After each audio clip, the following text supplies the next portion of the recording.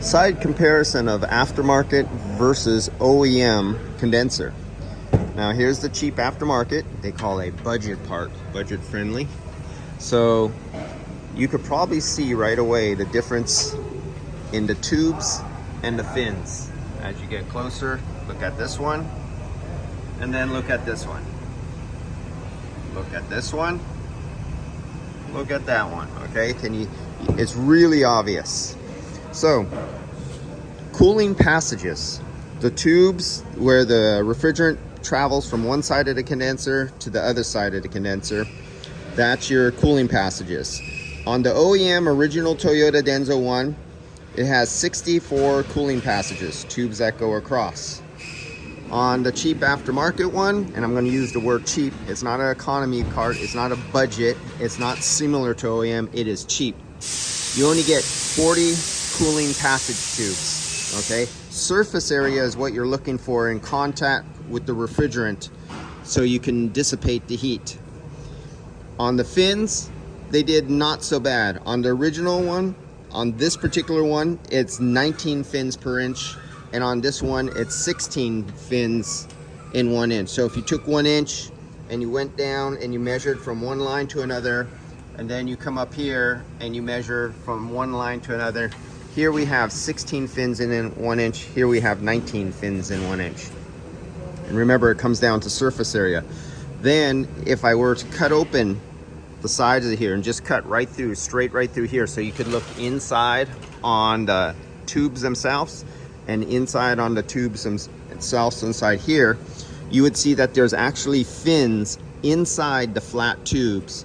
And in here you would count like 6 fins going across the length, the side view, looking in from the side, from this angle, you would see 6 fins. And here you would count a dozen fins. There'd be 12 fins in here in the middle of these tubes right here. It's all about the surface area and exposure to the refrigerant to dissipate the heat to get it absorb into the ambient temperature. This is where you get cheated. And this is what's going on in this customer's car, because that's what the insurance company says. We want an economy part on there.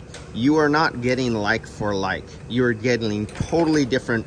You're getting something that fits just because it has brackets that fit in the 4 corners, and it has tube fittings that fit the original. But after that point, it's a completely different animal that is not similar to what the original is. You will not notice any temperature difference out your dash, you know, all the way up into the 80s. And as you start getting into the higher temperatures towards 90 plus, that's where your head pressure and the wear and tear on your compressor go up. That is where your gas mileage going down, because as your head pressure goes up to compensate, because they can't get rid of the heat, so the temperature of the refrigerant stays higher, so the pressure stays higher, so the compressor has to consume more energy from your engine to keep up. That is one of the drawbacks of having this economy part, they call it, which is a piece of crap. And that's it. Oh, another thing. This is something that came up to me. Somebody who mentioned and commented in one of my subscriptions says it's okay to flip a condenser upside down. And he must come from commercial or residential or something like that, or he's talking about old 80s cars, 90, you know, not almost going into the 90s. But these condensers have receiver dryers mounted on the side of them. And he says flipping a condenser upside down doesn't make any difference between right side up, sideways, anything like that, on how it will perform. And that's how I know I'm talking to somebody really old who knows nothing and doesn't read anymore, or somebody who's in another trade, but definitely not automotive. Because if you look on every vehicle in this whole shop, on all these new cars, they all have the receiver dryers mounted right here on the side of the container. It's permanent. You cannot take it off. And then internally, where the gas comes in right here, this looks like this is a 3-pass condenser.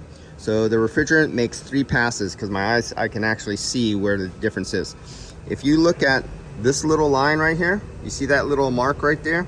Well, that's like a washer that's in there. That's like a metal brake, a bar that separates this gas coming in. This is the hot discharge gas coming in from the compressor. So this is high pressure vapor.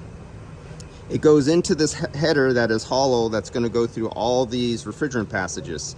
Well, it's only forced to stay in this area here and force the pass going all the way across until it hits this header here. When it hits this header, there's no block, and actually looks like there's another pass down here. It comes from where you see it's blocked right there, following it across. Now this refrigerant goes in this header and is forced down, but there's another block right there. Let's see, where is it at? Right there. Do you see that little piece right there? That item internally makes it so the gas cannot go down. So now the gas is forced across again. That's a second pass. So now the refrigerant is coming back over to this time underneath this blockage here that separated the top half. So now it's into, it just took the second pass. Now you can see it goes down and there's another blockage right there. But if you look over here, there's another one, a second one under this first one. And so now we only have, let's see, between these two, we have 1, 2, 3, 4, 5, 6, 7, 8. We have 8 tubes. So if you count up 1, 2, 3, 4, 5, 6, 7, 8, the refrigerant comes over here, and 8 of these tubes, the refrigerant is coming over here, and it hits this section right here. Now, from this point on, inside what you can't see permanently mounted in here, right in here, there's a whole passage right here where these 8 tubes worth of gas between this point here and this point here enter the receiver dryer. And it's mostly a vapor with a little liquid combination in it, depending on the ambient operating conditions, the RPMs, because you know these either go by RPM if they're fixed piston, or variable displacement will depend. But it'll always be a combination of, roughly on a full system, liquid and vapor that will drop into this receiver dryer tank right here. And if it doesn't need to use a lot of refrigerant, the liquid level will build up. If it's a hot day and it needs a lot of refrigerant, it'll use up most of the refrigerant and it'll start dropping down in level inside the receiver dryer, because the expansion valve will open up more and the evaporator will require more refrigerant to remove heat. So in here, the liquid and the gas come into here and fill this whole entire tank up.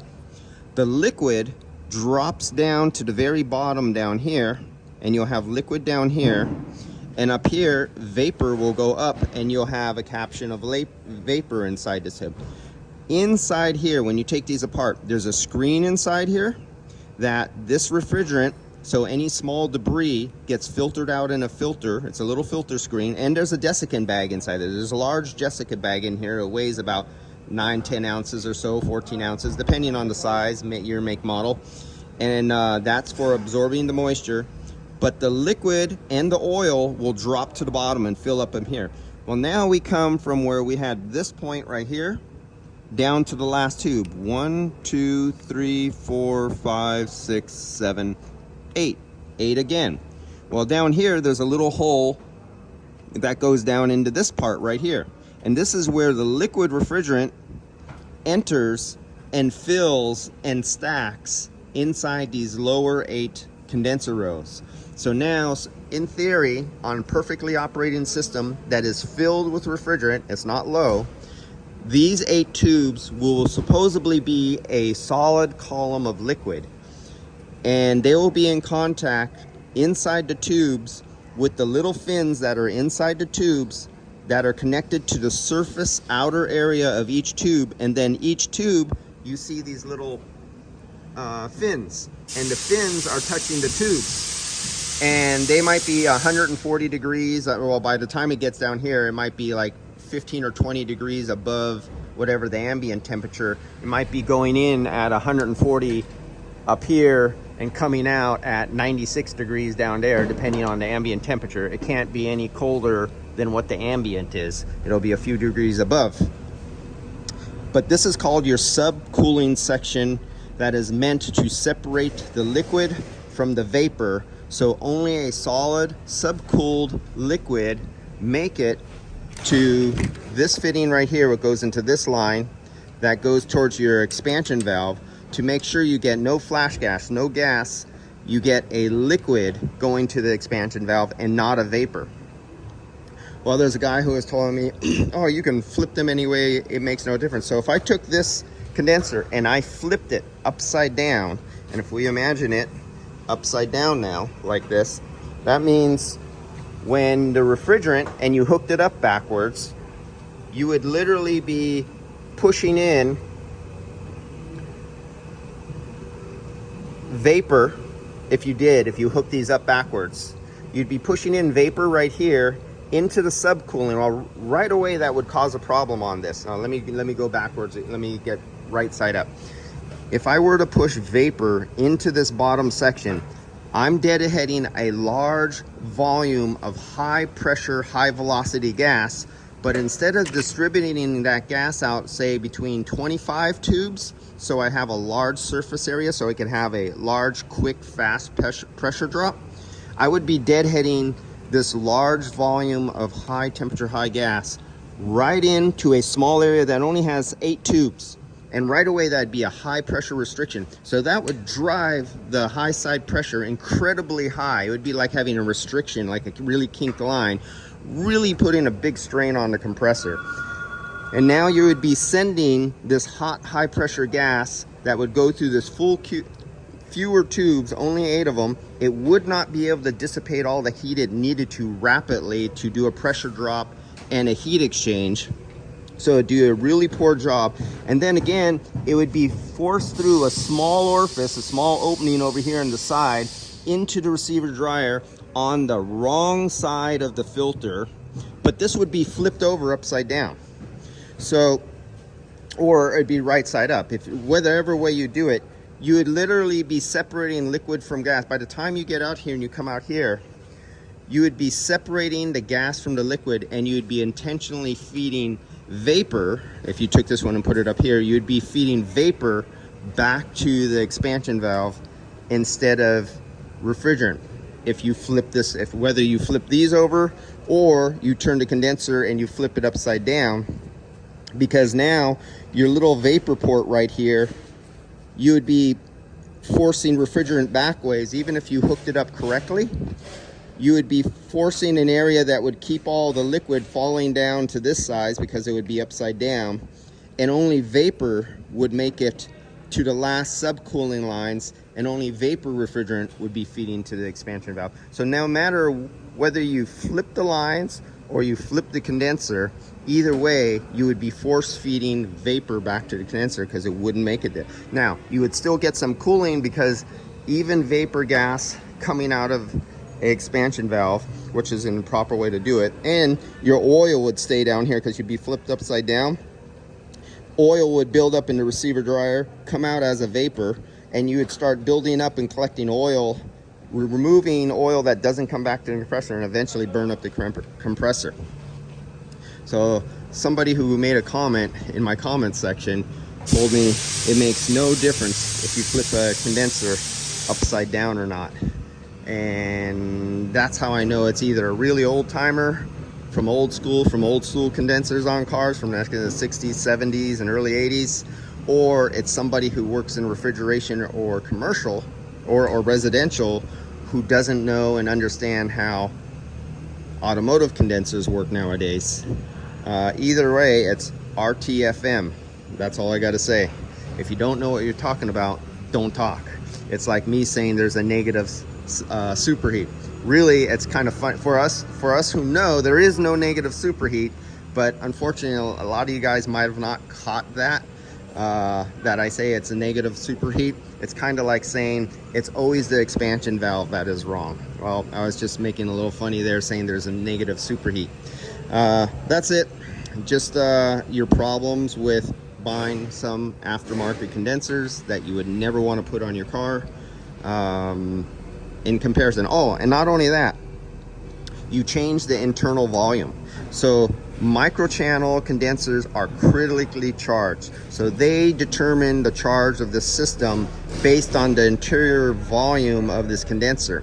Well, if you make the volume higher or you make the volume lower on the internal passages of a microchannel, you greatly affect the charge quantity. So if this calls for 1.8 pounds of refrigerant, this one might call for, say, 1.5, but they don't list that nowhere. There's no documentation that comes with it or anything like that, so you would be grossly overcharged. Or maybe they made one with really big tubes, a lot of volume inside, but fewer tubes with a bigger tank and everything like that.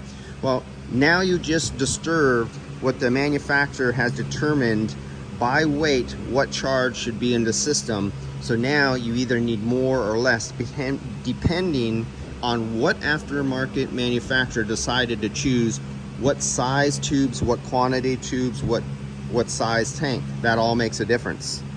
And if we come down here, we got 1, 2, 3, 4, 5. Only 5 tubes to do your subcooling, to cool off your liquid down here. And you can see the little marks right here that make the division inside here where the gas cannot pass up or down to go across. And you could see in this one, you can actually see the tube that connects from here going across into here. And then the same thing as here, it goes from here, there's a little hole drilled here right into here. And that is this same part right here where you see those little tabs right there. Inside here, there's a hole right there that goes across into here, and the same thing. Below this tab, the liquid goes that direction.